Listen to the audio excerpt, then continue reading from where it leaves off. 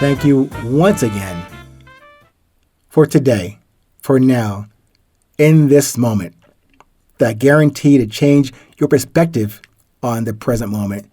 I thank you for allowing me into your ear and into your heart for the times you have to share with me.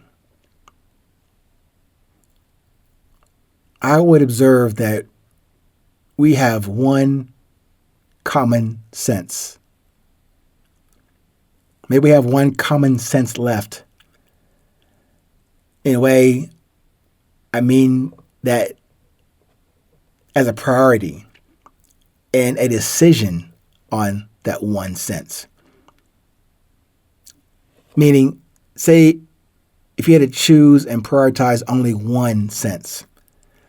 I'm trying to remember in an old episode in the 820 archives, I have to re-listen to that particular episode where I was talking about, I was asking you to think about your top 3 or top 2 or one sense. If you had to give up the other ones, which one would you prioritize?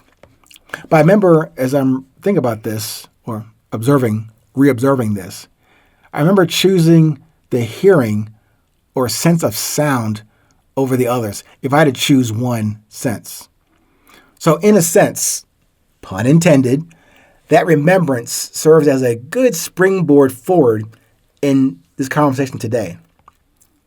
So in a kind of sort of binary proposition,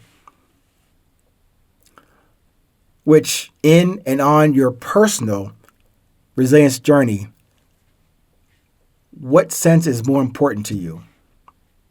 Best question, which is the best choice you could make if you had to choose one of your senses going forward? And maybe expanding that question to not just on the senses, if you had one thing to choose to put your life on and your intention of living on, if you had to choose one thing about you, what's the best choice you could make to focus on? Would it be your words? Would it be your deeds? Keep in your heart and mind that I do suggest that you do this each day. Even in these precious moments you have chosen to share with me, think about that. And given that, I thank you again for that consideration of that question and tuning in today. So, going a little further, if this is our last hour or day or our last 500 seconds, where would you place your priority, your emphasis, your focus for life and living? Would you focus on your last words, or would you focus on your last deeds? How about this? Just for giggles, you anticipate a reset and refresh on your grace for another day after this one.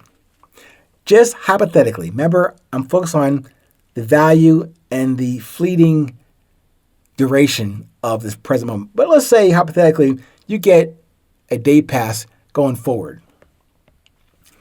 And if you are okay with that, still, the same question is valid. What's the best thing about you that you're going to take forward going forward? The words you speak or the deeds you get done? With either condition or scenario, I am still presenting you with a quite quandary, aren't I? Words or deeds? Deeds or words? Which has the best value for you and for what you serve in your message and purpose? I'm waiting. So while I usually and normally don't offer any answers to the types of questions I pose to you. I am only providing examples and reasons for you to develop your own organic questions on your journey and to tease out those important criterion. Again, the desire, the discipline, the drive, the beauty for your presence. So back to the question I'm waiting for you to answer. Did you make a choice or a decision where to invest your best into your words or into your deeds? Well, surprise, surprise. This is new, but I have 2 answers for you today. 2 answers. Answer 1, you can't have both. Answer 2, you can't choose either. I know these revealing and earth-shattering news flashes from me hasn't helped you in this conversation or discussion, but let me explain. Whether you choose to put your stock into your words or deeds, seriously, either choice is fine. But just as serious, when placing your attention and hope and prayer into a payoff or payback of your great deeds and words. As soon as you do X or say Y, your efforts go straight into the past immediately. My words and whatever deeds, again, good, bad, indifferent, subjective to the receiver or listener, and even to me, if I were to assess the value of my activities, words or deeds. Whatever I say or do, they all get relegated to the trash bin or into the never to do list. Sometimes forgotten as soon as it comes off hot off the presses. That's kind of depressing and solemn and humbling, isn't it? This perspective that I'm sharing with you, that I'm asking you to embrace, does not negate what I have championed to you in the 820 episodes in Enterprise. About positive, yes, and love as the default structure or personal spiritual infrastructure. But here's the final thing on this subject.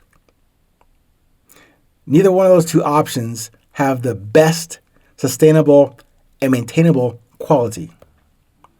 Whether you choose to focus your awareness, exposure, responsibility, and accountability for your purpose and message here and now, your words and deeds are but expressions, the outer shell and demonstration of you from your essence.